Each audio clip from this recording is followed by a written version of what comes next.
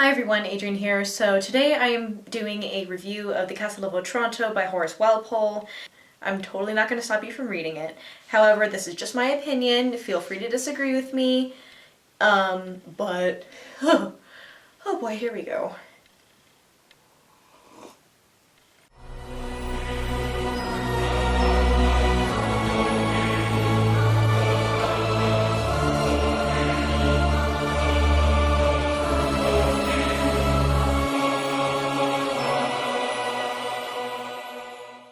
So, supernatural forces intervening in someone's dastardly plot so a prophecy can be fulfilled? Sounds pretty intriguing, eh? That is the basic plot of The Castle of Otranto by Horace Walpole. So this was written in 1764, long-ass time ago, and I think that's about 32 years before The Monk by Matthew Gregory Lewis was written. So that's one thing you kind of have to keep in mind as far as Gothic novels go in their chronology.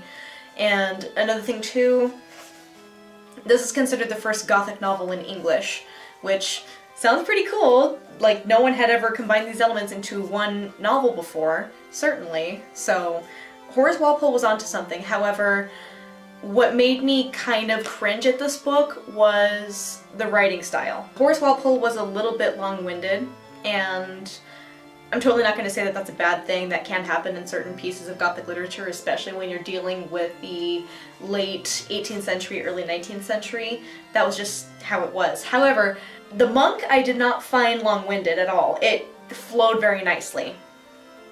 And it was really suspenseful, and it was a constant page-turner. However, with this, even though it was a quick read, I think it's less than 100 pages, I had issues getting through it. Part of it had to do with Horace Walpole's writing style, and part of it had to do with the lack of quotation marks.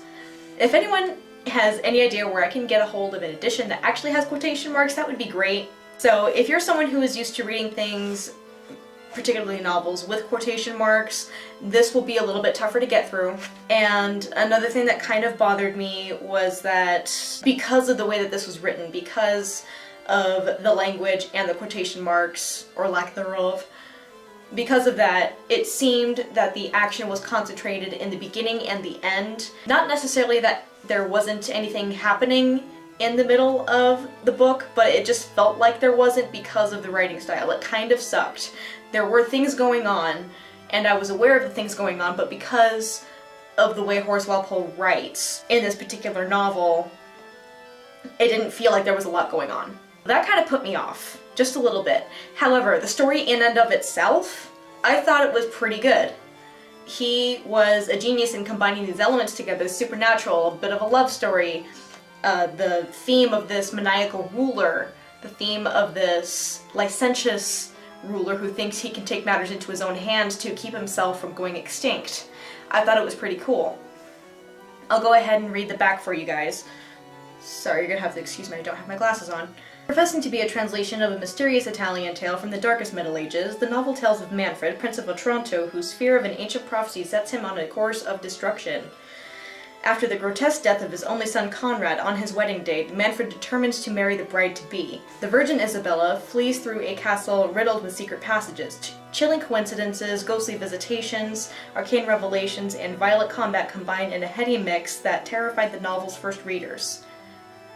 Now, it certainly had all of those elements. However, it was the writing style of Horace Walpole that bothered me.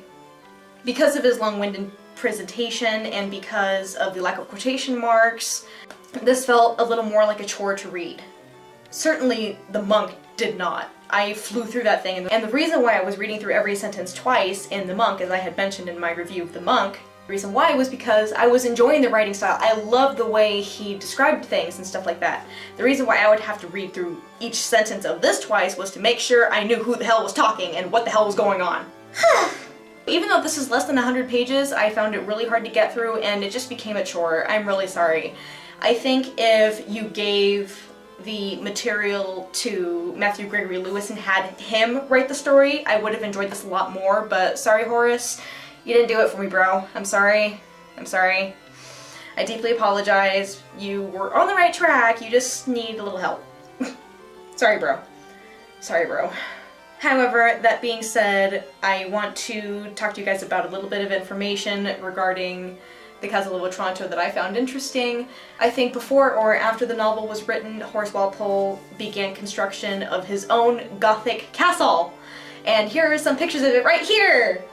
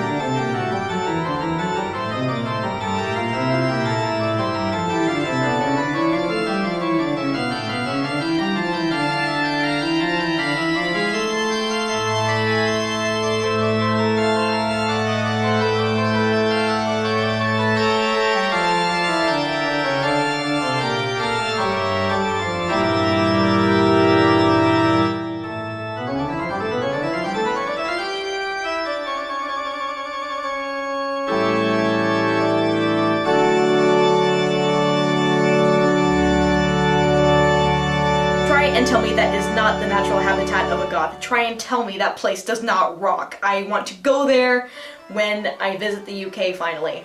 Don't know when that will be, but I'm hoping soon. I'm really hoping really soon.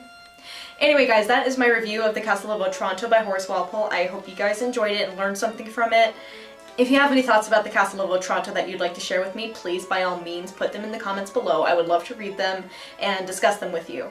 Because that's one of the things that I really like about these Gothic book reviews is I get to talk to you guys about why these books rock so much.